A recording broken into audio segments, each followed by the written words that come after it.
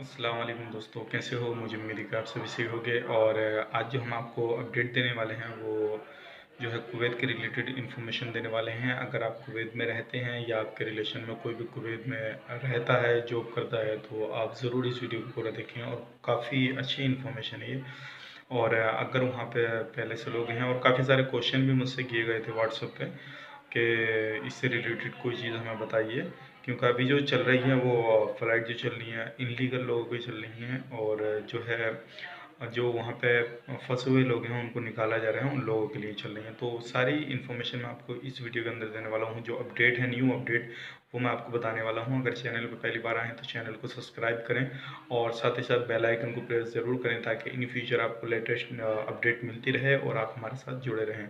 तो चलिए फिर वीडियो शुरू करते हैं।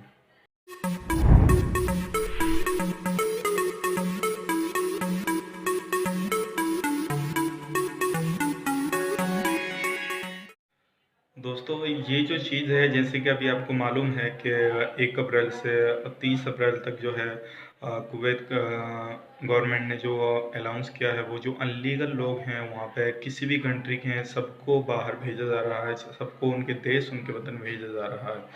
तो उसी दौरान काफ़ी सारे लोगों ने पूछा है कि इसके दौरान अगर हम छुट्टी पे आना चाहें या हमारा वीज़ा ख़त्म हो जाए तो उसके बाद में हम आना चाहें तो आ सकते हैं कि बिल्कुल फ़ाइनल एग्ज़िट आ सकते हैं या नहीं। तो वो मैं आपको फ़ाइनल यहाँ पे करने वाला हूँ, जो चीज़ है वो मैं आपको बताने वाला हूँ, क्योंकि काफ़ी सारे लोगों ने ये चीज़ पूछी है। तो सबसे पहली चीज़ है ये है कि आपकी जो किसी भी तरह की जो फ़्लाइट है वो बंद है, इंटरनेशनल फ़्लाइट कुवैत से बंद है। लेकिन वही फ़्लाइट चल रही है जो इमरजेंसी हो या फिर जो इल्लीगल लोग हैं उनको निकाला जा रहा है। बाकी जो फ़्लाइट है सारे देशों ने बंद कर रखी हैं, किसी भी जो है कुवैत की नहीं चल रही है किसी भी देश को फ़्लाइट, ठीक है ना? अगर आप छुट्टी आना चाह रहे हैं तब भी नहीं आ पाएंगे। अगर आपका वीज़ा फाइनल हो गया, 2 साल आपके एग्रीमेंट को हो गए, तो भी नहीं आ पाएंगे।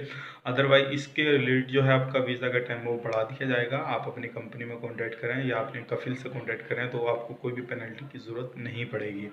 और ये है, मैंने आपको बताया था कि कर्फ्यू के दौरान अगर आप बाहर निकलते हैं, जितने भी अरबी देश हैं, तो उनमें आपको पेनल्टी बहुत ज़्यादा भारी पड़ेगी। तो अभी फ़िलहाल में जो है 3-4 लोगों को, इंडियन लोग थे वो, उनको पकड़ा गया है। पकड़ने के बाद में वो कर्फ्यू के दौरान बाहर घूम रहे थे, ना ही उनके पास में कोई आईडी वगैरह, ना ही कोई प्रूफ था, बाहर घूम रहे थे, उनको पकड़ लिया है। आगे की कार्रवाई उन पर की जा रही है अब उनसे।